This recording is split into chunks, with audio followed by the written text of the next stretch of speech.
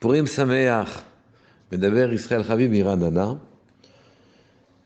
Je voulais vous parler de Purim parce que c'est une fête qui n'est pas si facile que ça à vivre. Pourquoi? Tout semble joyeux, magnifique. On semble se rappeler des miracles invraisemblables qui ont eu lieu il y a plusieurs milliers d'années. Et cette simcha gdola, cette immense simcha que l'on doit ressentir, il faut comprendre pourquoi on doit le ressentir, d'où elle vient, quelle est sa source, et quel est le rapport avec les mitzvot que l'on a particulièrement à Purim, de boire ad deloyada, jusqu'à ne plus savoir faire la différence entre béni soit Mordechai et maudit soit Aman. Et pourquoi boire? Ça ne nous ressemble pas. Ensuite, on a les mitzvot, Mishloach Manot, Matanot Levionim, qui sont des mitzvot de donner des dons aux pauvres. On doit le faire toute l'année, finalement.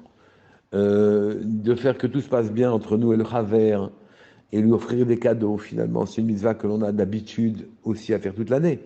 La mitzvah de Megillah, on n'a pas à la faire toute l'année. Quelle est la particularité de Purim?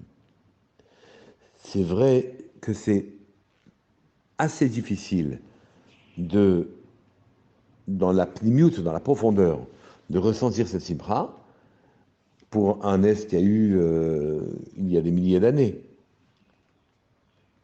Comment pénétrer la profondeur de la fête de Purim?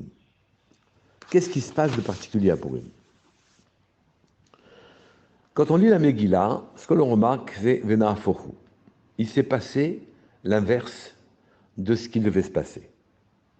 C'est-à-dire que les causes n'ont pas produit des effets de manière erratique, de manière illisible. Mais pire que ça, ils ont produit l'inverse. Un décret d'extermination était signé contre nous et nous avons exterminé nos exterminateurs. Une reine qui était la fille de Nebuchadnezzar, Nabucodonosor, donc une femme d'ascendance très élevée, était reine, elle a été détrônée et montée à sa place une orpheline. La reine Vashti a laissé sa place à Esther Amalka. Donc il se passe le contraire de ce qu'on attend. Haman, un homme intelligent et puissant, a décidé de prendre le pouvoir et de créer beaucoup de problèmes aux Juifs, et particulièrement à Mordechai. Eh bien, ce qui se passe, c'est que Mordechai, bien qu'il ait courroucé le satrape, le grand maître de l'époque, Haman, finalement, si jamais un des deux devait être honoré, eh bien c'est Mordechai qui sera honoré. Et qui montera sur le cheval du roi, et Haman qui tirera le cheval en disant « Voilà ce que l'on fait à ceux que le roi veut honorer ». Et ici, on voit effectivement que les causes produisent des conséquences qui sont le contraire de ce que le naturel devait produire. Pas autre chose, juste le contraire. Qu'est-ce que ça signifie? Pour quelle raison nous demande-t-on de lire la Megillah ou bien de l'écouter mot à mot? Même Kriyat Torah, on n'a pas une exigence comme celle-là. Qu'est-ce que les Chachamim veulent nous souligner ici? Et quel rapport entre les mitzvot et la simcha que l'on doit avoir? D'abord, les très grands Chachamim, le Hari HaKadosh, nous expliquent qu'en vérité, le jour de Purim, chaque année, à la même date, quand les Chachamim ont décidé que c'était la date de Purim, et que Purim est fêté, alors à ce moment-là, une chokhma, un éclaircissement, une lumière particulière brille pour tous ceux qui se rendent aptes à la recevoir. Une lumière de chokhma, de yesod de Abba. La chokhma, éclaircissement parfait, de yesod, c'est-à-dire qui est juste à la lisière entre le matériel et le spirituel, c'est-à-dire qu'il y a une lumière intelligible, compréhensible, accessible. Elle nous est offerte, mais d'habitude, tout éclaircissement, toute compréhension est habillée. La simcha vient parce que j'ai réussi quelque chose. Un homme qui se marie est heureux, une femme qui se marie est heureuse. Il y a quelque chose dans le monde qui s'est passé Et la chorma est habillée par un événement heureux, et on est saméach de cette lumière qui vient dans nous ce jour-là. On a un nouveau travail, on a un enfant, et à ce moment-là, hein, il y a des raisons d'être heureux en quelque sorte. Eh bien, aujourd'hui à Purim, ce que l'on veut nous montrer, c'est qu'on est heureux parce qu'Hachem est pour nous, mais il est de manière une simpra presque dévoilée, une chorma, un éclaircissement, une compréhension qui ne nécessite pas hein, que l'on ait fait des mitzvot particulières, que l'on ait étudié beaucoup de Torah, que l'on pour comprendre quelque chose, que l'on ait fait beaucoup de mitzvot pour comprendre quelque chose. Non, pas du tout. Cette lumière est accessible à tous. Tout celui qui tend la main à Purim, on lui donne de l'argent. Ce qui se cache derrière ce petit geste-là, c'est qu'en vérité, Akadosh Baruch Hu, il nous a gratifié à nous tous d'un immense éclaircissement à Purim, bien au-delà de ce qui est d'habitude habillé par un événement. À Purim, en quelque sorte, on dit Hachem Hu Elokim. Hachem, Dieu, l'Éternel, Hu Elokim, c'est lui le maître de toutes les forces matérielles. C'est lui le maître qui détermine dans la nature tout ce qui va arriver. Ne vous fiez pas aux lois que la nature nous a habitués à voir s'accomplir. Ne vous fiez pas aux lois naturelles. Derrière les lois naturelles, c'est Hachem qui dirige son monde. Il est Hachem, Hu Elokim. Mais d'habitude, par sechel, par compréhension, par analyse des coïncidences, eh bien, on arrive à la conclusion qu'Hachem, c'est vraisemblablement lui qui dirige la nature. Ce qu'il y a de spécial à Purim, c'est qu'on est capable non pas de le comprendre, d'en saisir le sens, mais de le ressentir. Ça, c'est la grande particularité de la fête de Purim. Donc il y a une chorma, un éclaircissement magnifique qui vient en nous le jour de Purim, et cet éclaircissement magnifique qui n'est pas habillé par un événement particulier, eh bien cette magnifique perception-là, on nous en fait cadeau à Purim, même si on n'est pas un grand chacham, que ce soit le chacham ou celui qui ne l'est pas, que ce soit celui qui a étudié, celui qui n'a pas étudié. Et ce n'est pas habillé par de la mitzvah qui permet de faire descendre ce koach-là, cette force-là, c'est dévoilé. C'est dévoilé à nous tous. Ça nous donne une idée de la raison pour laquelle, effectivement, si l'on veut percevoir ce que c'est que Purim, il ne faut pas être lié à la maîtrise intellectuelle des choses. Il ne faut pas chercher la raison. Akadosh Baruch Hu a fait qu'il arrive exactement le contraire de ce qui était prévisible. Le décret était déjà signé de notre extermination. Il servira à exterminer ceux qui voulaient nous tuer. La reine Vashti était en poste. Elle avait l'ascendance aristocrate qu'il fallait. Elle a été remplacée par une orpheline, juive de surcroît. Haman a été mis en colère par Mordechai qui n'a pas voulu se prosterner à lui. Au lieu que Mordechai en subisse les conséquences, il va y avoir l'inverse. Il va être honoré par le roi Achashverosh. Haman va être pendu, et Mordechai va prendre sa place. Donc, la nature ne va pas produire les effets qu'on attend d'elle naturellement, elle va produire les effets contraires, inverses. Et donc, on nous montre ici qu'Hachem, c'est lui le maître des forces. Bien plus que s'il arrive autre chose que ce qui était prévu. Il y arrive le contraire de ce qu'on attend naturellement. Et l'éclaircissement qui nous vient, le sentiment la maîtrise des forces totales, ce sentiment-là, perceptible à Purim, nous amène à une simra particulière, à la condition, naturellement, qu'on en respecte les mitzvot, c'est-à-dire les quelques mitzvot que nous avons à faire, d'écouter la Megillah. Dans la Megillah elle-même, dans le nom même de la Megillah que nous avons, Megillat Esther, nous avons ici Megillah dans le sens mégalé. Akadosh Baruch Hu se révèle à nous. Il se révèle au plus pshutim des pshutim, au grand comme au petit. Et on dit que tout celui qui est en âge d'être éduqué, il doit écouter la Megillah.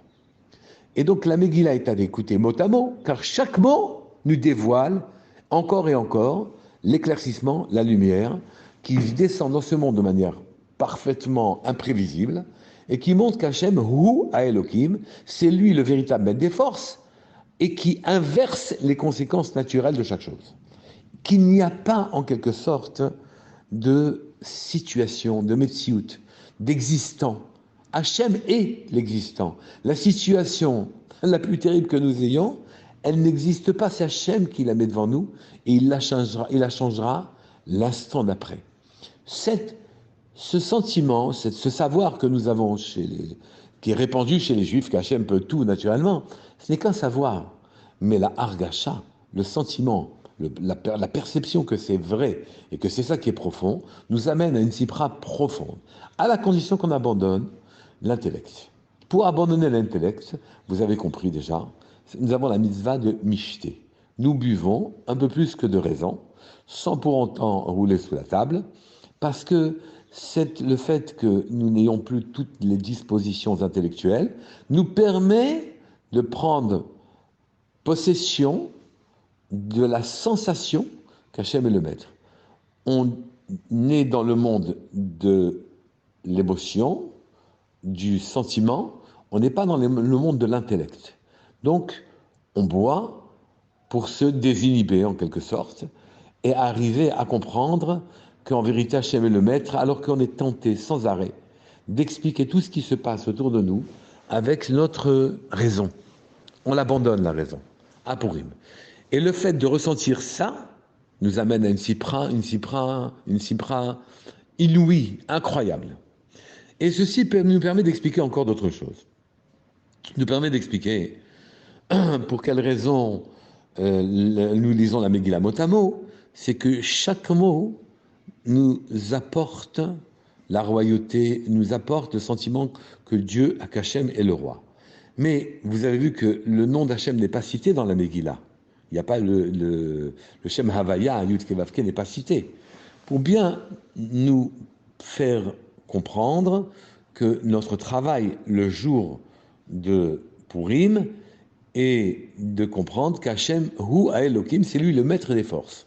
Donc on ne veut pas de perception intellectuelle, on veut ressentir qu'au travers de tout ce qui est naturel, c'est lui qui est présent. Et pas seulement dans l'humain, ni dans l'animal, ni dans le végétal, mais même dans le minéral. Tout est lui, en quelque sorte. Il n'y a rien en dehors de lui. À la limite, les objets, pas à la limite, les objets sont animés par lui d'une manière générale. La metsiout, la situation même est une situation qui implique l'étincelle divine. Et nous devons retrouver toutes les étincelles divines qui se trouvent dans la nature. Ceci va nous permettre d'expliquer les autres mitzvot de Purim. Nous avons comme mitzvah Mishloach Manot ou Matanot Le'Ilyonim. Mishloach Manot, au fond, c'est de prendre un mets, un cadeau, donner quelque chose à manger à un ami, deux mets en vérité, que l'on remet par l'intermédiaire d'une troisième personne. Donc c'est un fonctionnement un petit peu étonnant.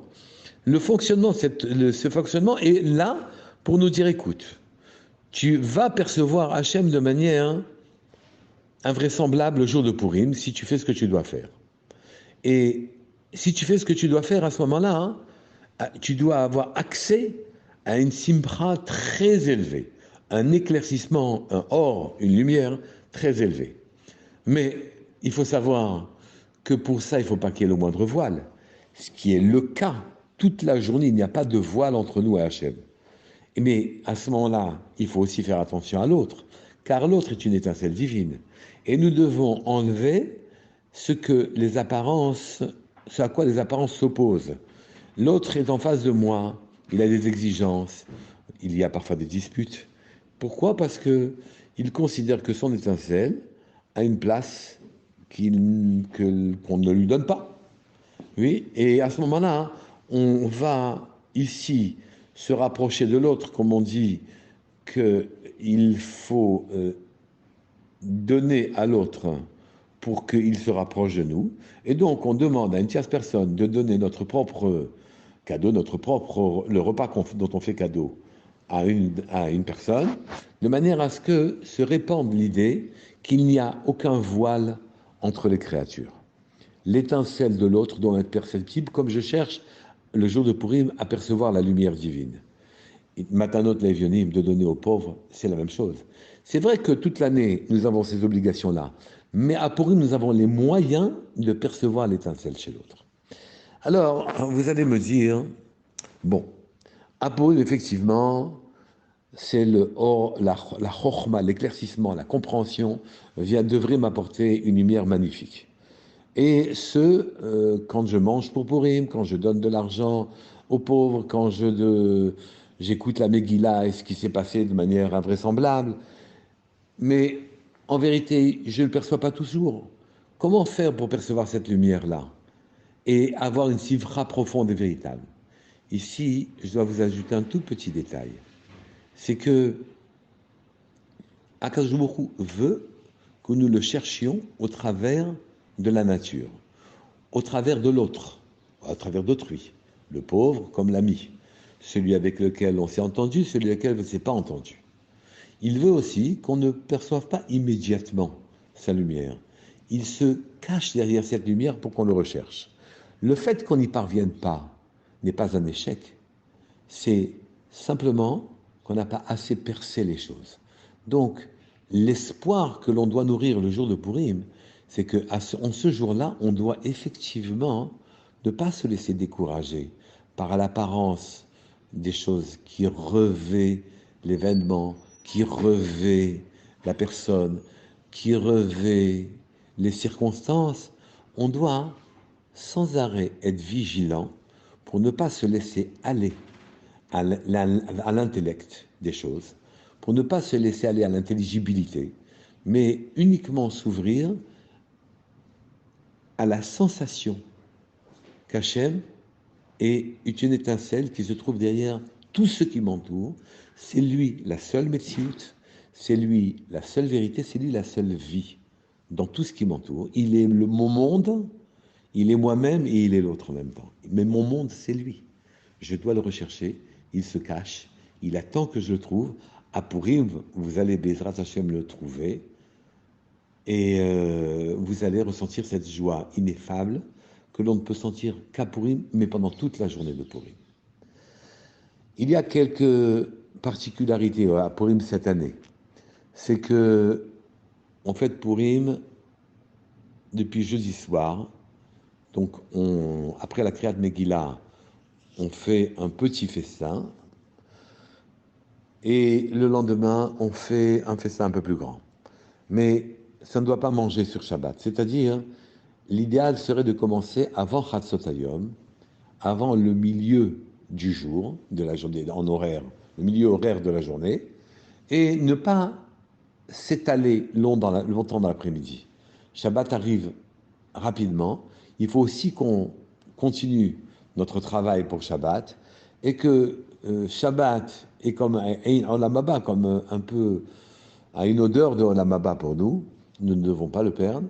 Donc, ce qu'il faut faire, c'est un repas relativement limité, mais que dans votre intensité de recherche de cette simra, en cherchant combien Hachem se cache, son étincelle, sa lumière se cache derrière toute la matérialité que vous avez autour de vous, aussi bien dans le monde que dans les temps, les circonstances, que dans les personnes, alors à ce moment-là, de toute façon, vous aurez réussi votre Purim.